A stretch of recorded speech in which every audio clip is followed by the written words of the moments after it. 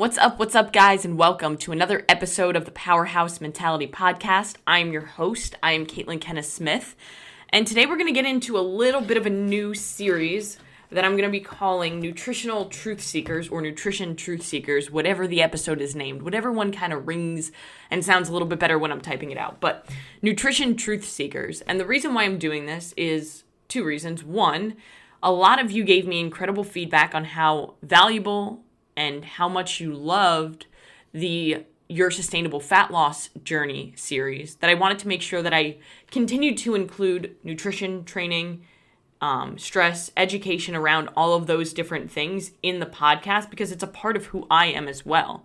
I am a fitness and nutrition coach, and I've been a fitness and nutrition coach or a trainer for over a decade, and I want to be able to share my experiences and my knowledge with you guys to help you along the way on your journey. Now, the second reason, and the most important reason why I'm doing the Truth Seekers side of the nutrition and fitness realm is because, and I've told this story on the podcast before, but one thing that I see way too often on social media, on the internet, everywhere, is just a lot of bullshit being thrown around. People maybe not doing their research diligently or just creating fear and trying to scare people into different tactics that are making them money when it comes to the fitness industry. And I was somebody who fell for that when I developed my eating disorder, and it truly almost killed me to the point where I was cutting out things like fruit and all of these different whole foods that are really good for you just because I saw somebody on social media telling me that it was not good for me if I wanted to be healthy or have the best physique that I possibly could. And I know that I'm not the only one who suffered from that or is currently suffering through that. So I want to help you guys kind of be able to brush through all of the misinformation or all of the overwhelming amount of information that's on the internet. Because the reality is, if you Google something, you can find whatever answer you're looking for, and you can find both sides to it. So what I want to do is, again, all my opinion, right? I go through research, I do my own stuff, and through my own experience to be able to bring all of this information to you guys. It's my opinion. So if it's something that maybe you don't necessarily agree with, or maybe you have something that you agree with more or less, whatever it is, just understand that everything here is not just my opinion, but it's something that I've seen through experience, through my own research, and I've kind of just brought it all together to help you guys with what I've seen and experienced. So today's episode, we're going to focus on something that I hear all the time. It's almost trending on social media. And it's been trending on social media for a while. And at the beginning of my career, 10 years ago, I believed this. And I voiced it to a lot of my clients when I first started working in the industry.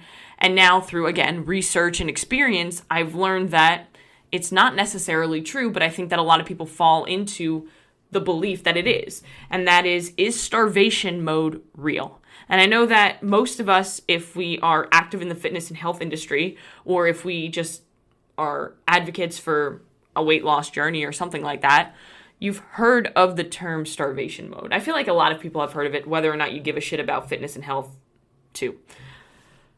So really what it is somebody saying that you're damaging your metabolism through weight loss. Like if you eat too little, it puts you into a starvation mode that stalls your progress because your body is so stressed that it's holding on to body fat. And that's not necessarily true. In fact, it's not true because I want you to really think about it.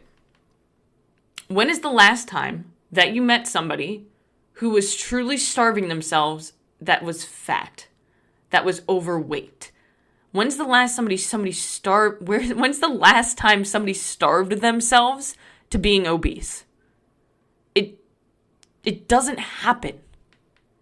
If that was the case, then all of the people around the world who were truly starving would all be overweight, but they're not. They're emaciated. If that were true, then you would go into any eating disorder clinic and you would see big old people running around, but you don't. You see emaciated, sick, skeleton people running around.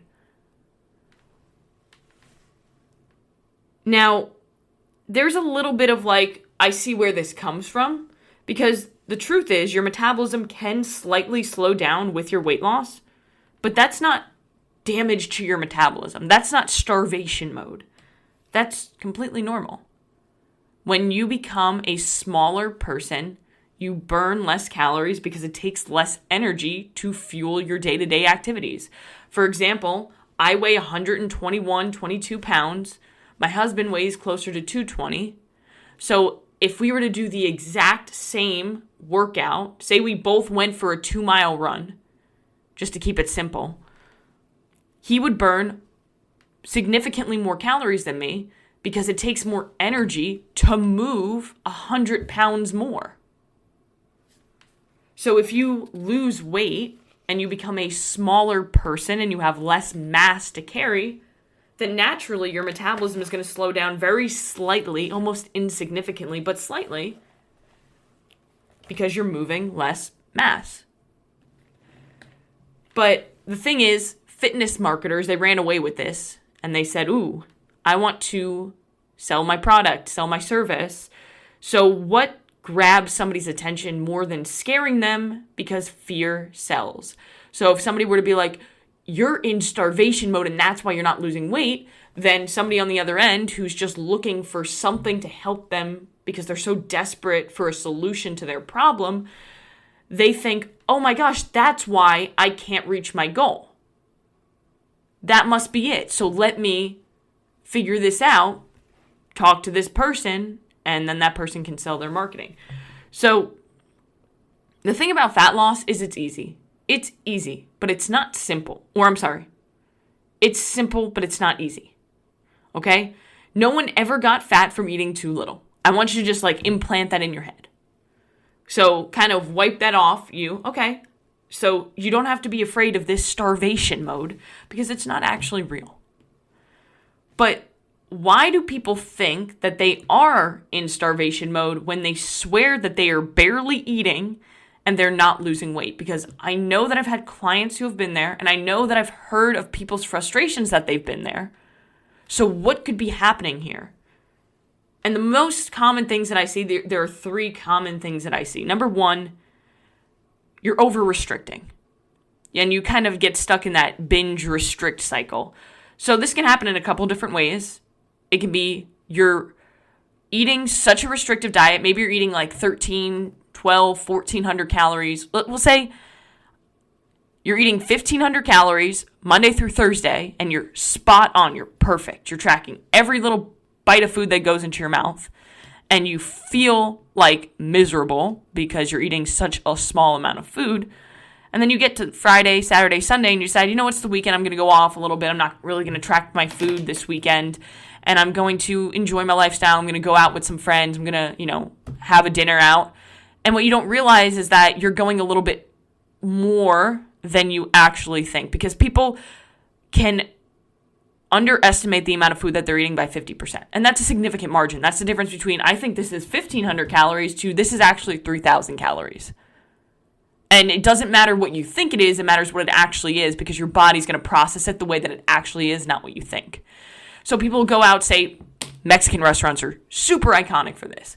So if you go out to a Mexican restaurant and you say, okay, I'm just going to enjoy myself. So you have some chips and some salsa. You have a couple margaritas. You have, the fajitas with everything, with the sour cream, with the rice, with the beans. You have a couple bites of dessert, and you think, okay, maybe that's 12, 1,400 calories, when in all reality, your body's processing 4,000 calories that you just downed. So what people don't realize is that if you are over-restricting throughout the week or throughout the day, it's going to cause you to be more likely to binge, because what you're doing isn't sustainable. And if you're not able to adhere to your plan consistently, then it won't work. So that leaves you feeling that I'm barely eating anything and I'm not losing weight, when in all reality, you're barely eating anything 4 to 5 days a week, and then on the other days, you're going completely out of the water. So think of your calorie deficit not on a daily basis, because the clock doesn't reset at midnight and your body forgets all that it ate yesterday. Think of it on a weekly basis. So think of being in a weekly calorie deficit if you want to lose weight. Because if you think of it that way, then you can manipulate your calories to eat a little bit more on the weekends if you want, and do a little bit of calorie cycling to make it more sustainable for you. However, then you start to realize that, if I eat 10,000 calories on Saturday and Sunday, then it doesn't really matter if I eat in a calorie deficit Monday through Friday, because I'm blowing it out of the water Saturday and Sunday. And every Monday, I step on the scale and I'm fucking frustrated. One, because the scale is going to be significantly higher than it would be because you're holding on to a lot of inflammation in food from the binge that you had on Saturday and Sunday, but also because you're being consistently inconsistent. And when you're inconsistent with the plan, it doesn't matter how perfect that plan looks. If you can't adhere to it, it doesn't matter. So people do that a lot where they are perfect and restrict throughout the week, and then they binge a little bit on the weekend, and maybe they underestimate how much that binge actually is. Another thing that I see constantly, in fact, my own mom did this for a very long time until she actually started tracking her food and understanding her habits and behaviors and started to kind of realize these patterns. And I think that a lot of people do this, especially in today's society where we're always on the go, we're constantly busy, we're constantly making excuses of why we can't eat now, why we have to wait till later. People will restrict themselves throughout the day. Maybe they'll have a cup of coffee, they'll have a salad at lunch, maybe they'll have a couple nuts or something throughout the day at work, and then they get home and they're fucking starving, and they think, well, I've barely eaten anything today, so let me just eat. So then, again, you fall into that restrict binge cycle because you're so hungry at that point that maybe you're not necessarily making the best decision when it comes to your nutrition. Instead of having the meal prep that you have at home that you know aligns with your goals, you go out to McDonald's, you go out to Chick-fil-A, you go out to Chipotle and load up because I haven't eaten all day. And then generally you come home, you sit on the couch, and you might mindlessly snack on something. It's not the food, it's the amount, it's the calories, you know? The second thing is that you're not tracking and you're unaware of the portions that you're having. Going back to what I said earlier is that people underestimate how much they eat on average by 50%. So if you think I'm eating 1,500 calories a day, but you're not tracking it, you have absolutely no idea what a portion size is because you've never tracked your food, so you have no experience and no knowledge behind it. And you're just saying, I'm guesstimating that I'm eating that much, you're probably eating much more. So a lot of people that I've worked with in the past who are like, I'm eating maybe like 12 or 1,300 calories a day, and then I ask them if they're actually truly weighing out their food, tracking everything that they're eating, and the answer is typically no, I just kind of eyeball it. And then when they actually start weighing and measuring their portions, they realize, holy shit, my eyeballs were way off. The third thing is not tracking everything. And I spoke about this on another episode where one of the biggest things that sets people back is that they're tracking, but they're not tracking everything. So maybe they're tracking breakfast, lunch, dinner, snack. They're tracking all the meals that they're having throughout the day. But oops, I forgot to track that coffee creamer that I put in my coffee. Oops, I didn't track the oil that I cooked my food in. Oops, I didn't track the Hershey Kisses that I grabbed off of my coworker's desk. Oops, I forgot the chicken nuggets or the french fries that I grabbed off my kid's plate. Those things add up, so don't feel like they don't. Just be honest with yourself, be honest with the process, track absolutely everything that you're eating so that you can get a good idea of where you're at. You don't have to do it forever, but the reality is, if you've never tracked your food, you have no idea what a portion size looks like because you don't have the experience. That would be like me if I've never ridden a bike in my entire life saying, I know how to ride a bike, and then I get on a bike and I fucking fall on my ass. It's the same thing. You can't expect to have the experience and the knowledge of what a portion size looks like unless you've had the experience of tracking your food for a decent period of time. Now we've spoken about how starvation mode, that's a myth, and why some people may think they're in starvation mode when in all reality there are a couple of other things going on. Now, I do want to talk about something that is very real, but also very normal, and that's something also that you've seen thrown around social media, and that's metabolic adaptation. So metabolic adaptation, again, very real, but again, very normal part of a weight loss process. Again, a lot of fitness marketers say metabolic adaptation, and they equate it to metabolic damage, which again, you're not damaging your metabolism. You would literally have to starve yourself so severely for such a long period of time to even slightly damage your metabolism. Your body is a resilient adaptation machine. We wouldn't have survived as humans, as a race, as long as we have if your metabolism was damaged every time you fucking did a diet. Metabolic adaptation, let's talk about that. To keep it super simple because we can get super complex and nobody will understand what I'm saying. Metabolic adaptation is the reduction of your metabolic rate or the calories you're burning after losing a lot of weight. There is truth to this. However, as with most things, it's been hyped up so much to the point where it's just silly. The problem with metabolic adaptation and what you see about it on the internet or on social media is that people hyper-focus on the thought of it so much that they blow it out of proportion. Because the reality is, it doesn't make as big of an impact as people think it does. It makes a 0 to 20% impact. That's very minimal. And it doesn't do it all of the time. So somebody who's losing 10 to 30 pounds, we'll say, like a small amount of weight loss, they have a very low likelihood of actually experiencing any sort of metabolic adaptation or slowdown of the metabolism unless they're literally losing 30 pounds of straight muscle.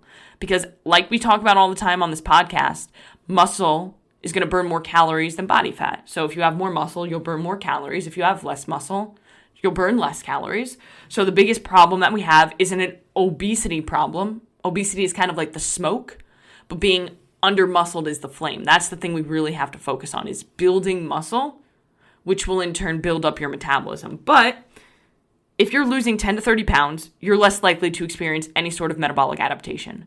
If you're losing 100 plus pounds, you're more likely to experience it. But again, 0 to 20% adaptation.